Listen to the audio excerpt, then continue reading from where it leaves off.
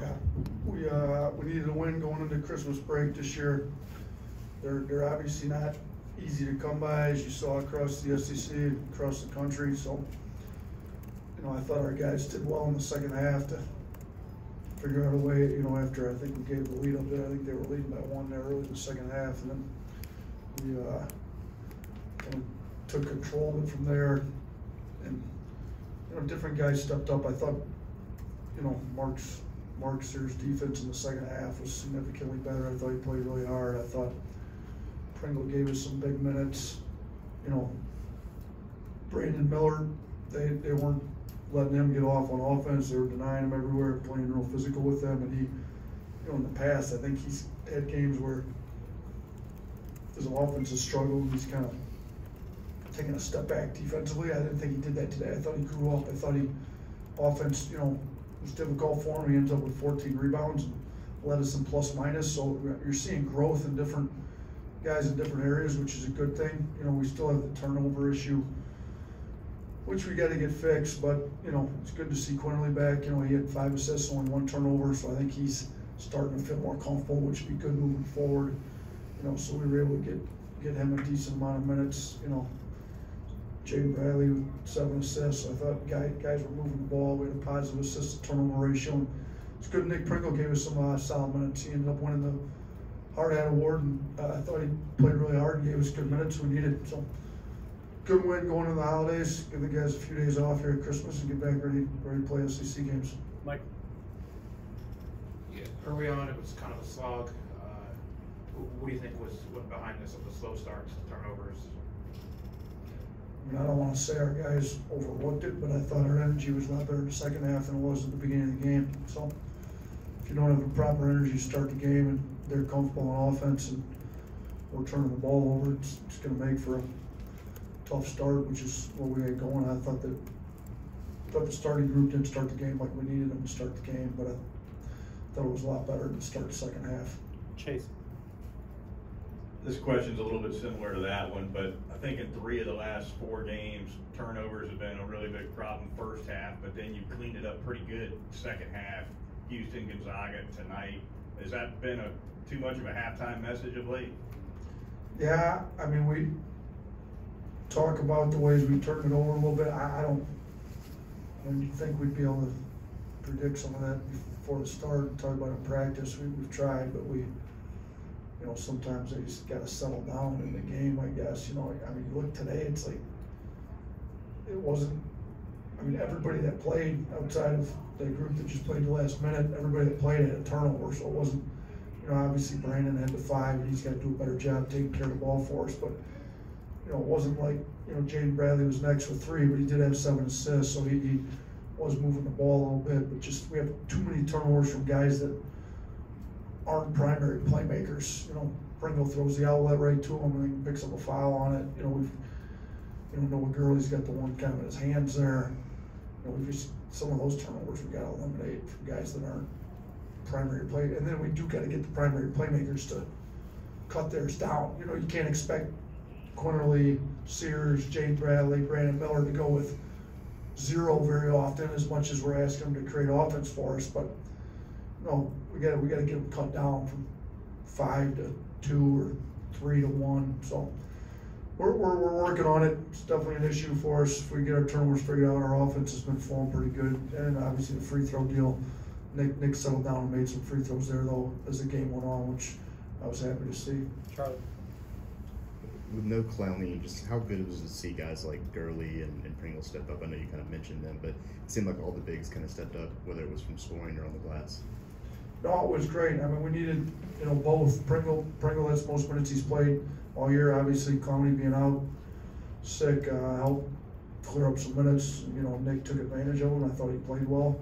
That's what we tell guys, like, you never know when your chance is going to come. Like, you got to be ready when it comes. And if you're a guy that's, playing 2-3 minutes, and all of a sudden you got a game where all of a sudden Pringles goes to 19, like, you got to take advantage of that. But, you got to turn 2 minutes into 5 minutes into 8 minutes, and some guys play 2 or 3 minutes, don't do well with them, and eventually you got to cut your rotation down. So it was good. Nick took advantage of him. I thought Noah Gurley, gave us some scoring there in the second half. Kind of in that run when needed it to. I took him out of the game in the first half. He missed a couple threes in a row and passed one up and played real scared. Like we can't play that way. Like whether you make or miss shots, you still got to play aggressive and look to take appropriate shots, even if you miss the last two. So I thought he came in the second half a lot more aggressive and played a lot better for us.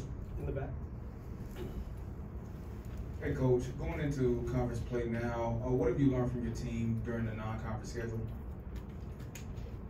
I mean, we're young. We've got the ability to play with anybody in the country.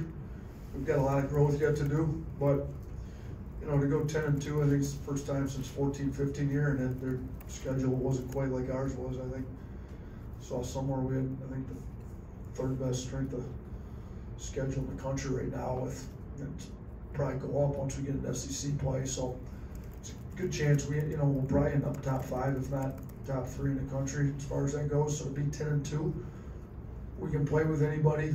We can also,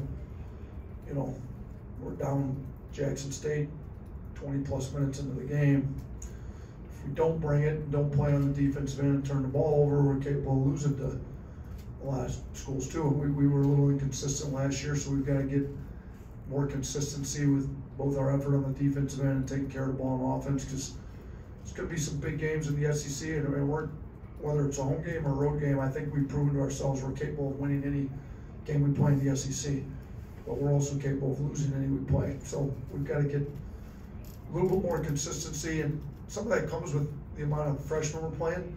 But they've played too many minutes now for me to they played a lot of minutes in these first 12 games. They're playing more minutes than a lot of sophomores across the country have played. So they're growing up. We're getting better. We're getting more consistent. And, be good for them to get home, get a few days rest, get away from basketball and the team, then come back, get settled in, ready to play some games in the SEC. Thanks. Coach, you guys won the rebounding battle again, but Jackson State really, gave the best effort against that. Just how do you think your team responded to their efforts on the glass as well as the overall physicality of the game? What did we end up winning it by 8? 46-38. Yeah, we were up a lot bigger than that at one point in the second half. So Jackson State, they got down, got desperate, went to the old boards harder, got some. We gave up too many late. So that was the one area though on both sides of the ball that they were, I think, ranked in the top 100 if you looked at kind of the 4 categories of stuff with free throw rate, effective field goal percentage, turnovers, and rebounds. So they were a good rebounding team on both sides of the ball. So we made a point of emphasis, but we've got bigger, stronger, better athletes, at most of the positions. We should have out-rebounded them. We out-rebounded by 8. I felt like we should have out-rebounded them by a lot more than that. So you got to give them a lot of credit. They played hard. They had 12 old boards. Their second chance points where they outscored us on second chance points, 9-4. So they did a good job. They played hard. I think they're going to be good once they get in the conference play and they're actually able to play some home games. Awesome. Yeah, Coach, last year you had a lot of problems with, you felt like getting your team to play up to the competition and down to the competition. A little bit of that early on tonight. Is that something you're concerned with moving forward, or is this kind of a one-time thing, you think, for your guys? I hope we do a better job for 40 minutes the next time we feel that we're the better team, but we talked about it.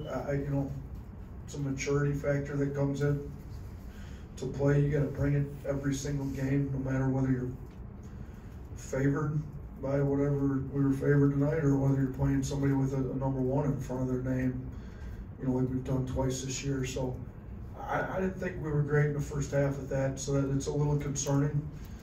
Hopefully the next time we won't be favored like this again in SEC play, but hopefully the next time we play a game that we know we should win, guys can bring a little more energy. We got to play as hard as you can play for 40 minutes. I thought we played really hard for the last 20, and we didn't play as hard as we needed to for the first 20, but Jackson State came in. It's hard to keep guys motivated when they were 1-10 coming to this game. So you got to give Mo a lot of credit. Those guys were motivated to play. They were ready to play. He's coming back to his alma mater, and I thought he did a good job getting him ready to play. So, but like I said earlier, it's also not that easy to win this last game going into Christmas. When you look across the SEC and 2 teams lost bye games, another team lost a neutral game to a mid-major team. Like there were losses across the league that they probably think shouldn't happen, and we came out with a 20-point win. So happy we got a win going into Christmas this year. 2 more. We're back. Hey coach, what's the schedule for the team for Christmas break? When are they coming back to go? And when are y'all heading to Starkville to play Mississippi State? Yeah, I mean, we're going to do it like normal. We'll head to Starkville the day before the game, like we do all the road games in the SEC. So we'll get 3 practices under our belt. They've got 4 days in a row off. We'll bring them back as late as we can Christmas night just to get a short workout in that night. And then we'll go the 26th, 27th, play the 28th. So we'll have 3 days prep going into that game. So they shoot 4 days off as much as I've ever had in Division I basketball. So it'd be nice for myself included. It would be nice for the players to get away and kind of enjoy their family and spend some time with their family. And Christmas time, Christmas Eve with their family, Christmas morning, and then guys will start to make their way back here Christmas afternoon. Last one, please. Coach, Ken Evans of Jackson State, 19 points, 3 3 from 3-point range. What did you see from him and how he's able to attack the defense? How did you guys respond to that?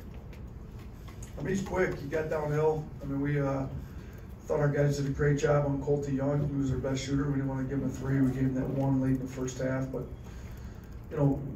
Ken got downhill on us, put some pressure on. He blew by our guards too many times and put a lot of pressure on our D. He also, he hit 3 threes. I mean, he kind of stepped up in a big game for them. He went 3 of 3 from 3. So, you got to give him a lot of credit because he was not, their top 3-point shooter coming this game, but he came ready to play tonight. So, hopefully they we'd like to see the teams that we've played go on to win some games moving forward. So hopefully they can get him going and get, both the Youngs going, and they can win some games in conference play for themselves.